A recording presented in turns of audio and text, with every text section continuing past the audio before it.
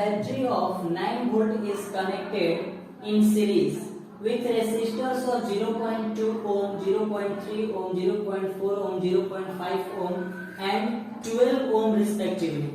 ठीक है, how much current would flow through the 12 ohm resistors? How much current?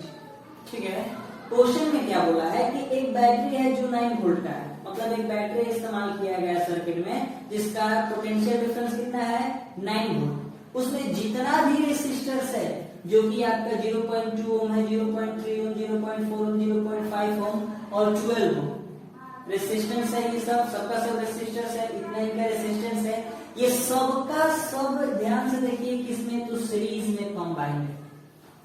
0.2, 0.3, 0.4, 0.6 और 12 ये जो भी आपको कितना होगा 3, 2, 5 जो रेसिस्टर्स है ये पांचों का पांचों आपका सीरीज में कंबाइंड है। तब आपको बताना क्या है कि करंट, आपको बताना है कि कितना करंट फ्लो कर रहा है 12 ओम रेसिस्टर से। इसका मतलब सारा पांचों रेसिस्टर सीरीज में है, तो आपको बताना है कि 12 ओम यानी इस रेसिस्टर से 12 ओम वाले रेसिस्टर से कितना करंट फ्लो कर रहा है। तो उतना मत सोचिए, पहले आप यहाँ पर आ जाइए कि सारा का सारा सीरीज में है, सबको हम लोग सीरीज में कंबाइन किए हैं और सीरीज कहता है कि करंट सेम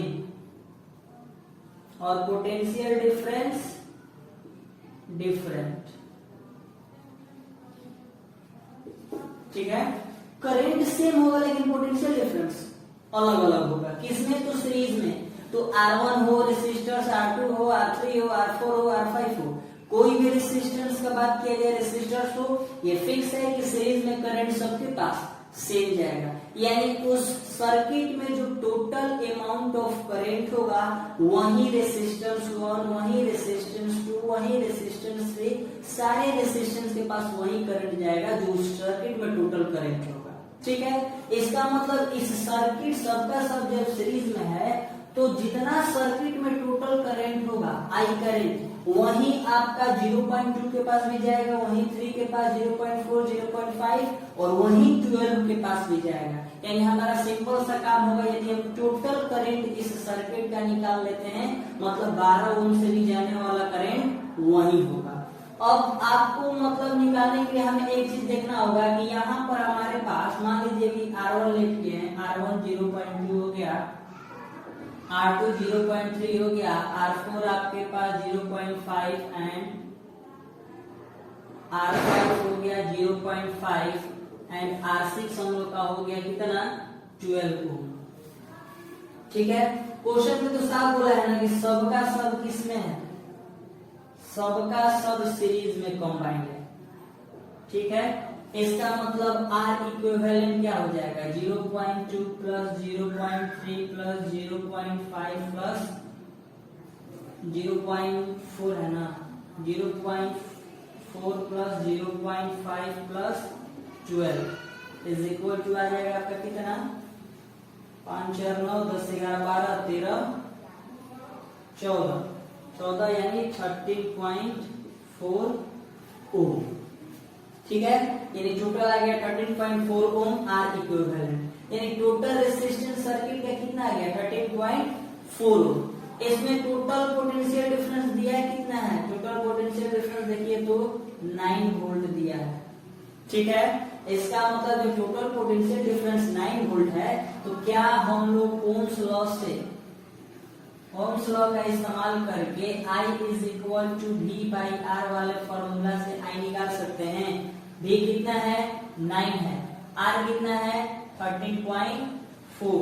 जब आप इसको सॉल्व कीजिएगा तो I इज इक्वल आएगा 0.67 एम्पियर। बताइए, लेकिन हमें ये तो नहीं है बताना है टोटल करंट, हमें बताना है कि 12 ओम वाले रेजिस्टर से कितना करंट जाएगा। तो क्या हम लोग जानते हैं कि इन सीरीज कॉम्बिनेशन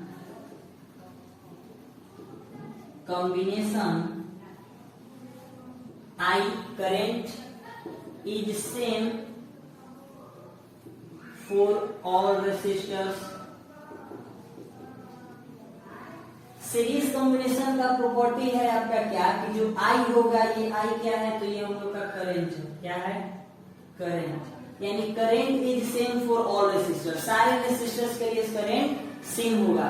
इसका मतलब है कि जो करंट होगा, आई करंट 12 ओम के लिए, 12 ओम वाले के लिए जो करंट होगा वो भी किसके इक्वल होगा, 0.67 एम्पियर के इक्वल। ये हो गया।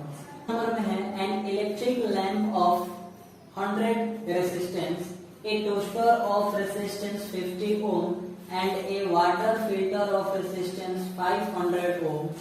एक आपका 100 ओम है, एक 50 ओम का है और एक 500 ओम का है, ठीक है। आर कनेक्टेड इन पैरेलल, सबका सब पैरेलली कनेक्टेड है, किससे, तो 220 वोल्ट सोर्स यानी पोटेंशियल डिफरेंस 220 वोल्ट सोर्स वाला से। What is the resistance of an electric iron, ठीक। और बताना है कि what is the resistance of an electric iron connected to the same source, same source यानी 220 वोल्ट से, सेम सोर्स का मतलब 220 वोल्ट नहीं बात कर रहा है, that takes as much current as all three appliances, ठीक है। ये जो नया हम लोग इलेक्ट्रिक आयरन इसमें कनेक्ट करेंगे ये भी उतना ही करंट लेना चाहिए जितना ये तीनों मिलकर के ले रहा होगा, ठीक है। And what is the current through it, वहीं से आपको करंट भी निकालना है। पहला चीज आपको बताना है कि जो इलेक्ट्रिक आयरन आप लगाइएगा उसमें उसका रेसिस्टेंस क्या होगा, और दूसरा आपको ये भी बताना है कि उस रेसिस्टेंस से जो करंट फ्लो कर रहा होगा वो करंट कितना होगा, जब वो करंट जो कैरी ये कर रहा है, एब्जॉर्ब कर रहा है, वो करंट भी उतना ही होगा जितना ये तीनों मिल करके ले रहा होगा, ठीक है। तो अब दूसरी तरह बताइए कि पहले से जो सर्किट हमारा दिया है वो तो गिवन है, ये 3 रेसिस्टर्स है, एक इलेक्ट्रिक लैंप है, दूसरा टोस्टर है और तीसरा आपके पास वाटर फिल्टर है, ठीक। 100, 50 और 500 है, ठीक है, उनका रेसिस्टेंस है। इन तीनों को आप पैरेलली कंबाइन किए हैं, जब 3 को मान लीजिए पैरेलली कंबाइन किए, ये तीनों हमारा हो गया, ठीक है। इन तीनों को यदि हम लोग पैरेलली कंबाइन किए, ये 100 का हो गया, ये 50 का हो गया, ये 500 का हो गया, ठीक है। तो इन तीनों के पास वोल्ट तो मान लीजिए जो जा रहा हो करंट आई है, जो पोटेंशियल डिफरेंस वोल्ट है वो तो गिवन है 220, ये समझा रहे हैं केवल 220 वोल्ट है, ये तीनों गिवन है। तो क्वेश्चन में तो इतना ही चीज दिया है। अगला चीज क्या दिया है कि इसी सर्किट में अब हम लोग कहां पर एक इलेक्ट्रिक आयरन लगाए ना, सेम 220 वोल्ट नहीं होना चाहिए, ये फिक्स है। और नया इलेक्ट्रिक आयरन वाला रेसिस्टेंस कहां पर लगाए कि ये नया इलेक्ट्रिक आयरन भी उतना ही करंट लेना चाहिए जितना ये तीनों मिल करके ले रहा होगा। हमारे पास R1 है, कितना दिया है, 100 ओम का है, R2 हम लोग के पास 50 ओम का है एंड R3 हम लोग के पास 500 ओम का है। तीनों का तीनों पैरेलली कनेक्टेड है, यानी हम लोग कह सकते हैं कि 1 बाई, यदि इनका R पैरेलल निकाला जाए तो 1 by R1 plus 1 by R2 plus 1 by R3 करना होगा, यानी 1 by 100 plus 1 by 50 plus 1 by 500, ठीक। एलसीएम कितना आ जाएगा, 500 होगा। ऊपर जब सम करेंगे तो ये कितना हो जाएगा, 5, ये 10 और ये आपका 1, यानी 5 कितना हो गया, 5 6 16 बाई 500, ठीक है। यानी इसको अगर हम लोग रिवर्स करें तो ये 1 बाई RT है, अगर हम लोग RT यहां से निकाला जाए तो आएगा 500 बाई 60, यही ना होगा। जब आप इसको सॉल्व कीजिएगा तो आपका आएगा 31.25 ओम। आप इसको सॉल्व करके देखिएगा, 31.25 ओम आएगा, ठीक। तो हमारे पास RP निकल गई, ये RP है क्या, तो this RP is the equivalent resistance of R1, R2 and R3। Question में जो पैरेलली R1, R2 को किया था उसका केवल ये इक्विवेलेंट है, ठीक है। और इसके साथ इसमें हम लोग नया इलेक्ट्रिक आयरन लगाए जो उतना ही करंट को कैरी करना चाहिए जितना हमारा ये सर्किट अभी ये तीनों रेसिस्टेंस मिलकर कर रहा होगा। क्वेश्चन में दिया है कि जितना करंट इलेक्ट्रिक आयरन का होगा उतना ही करंट ये तीनों मिलकर ले रहा होगा, ठीक। इसका मतलब अगर हम लोग बात करें करंट ऑफ इलेक्ट्रिक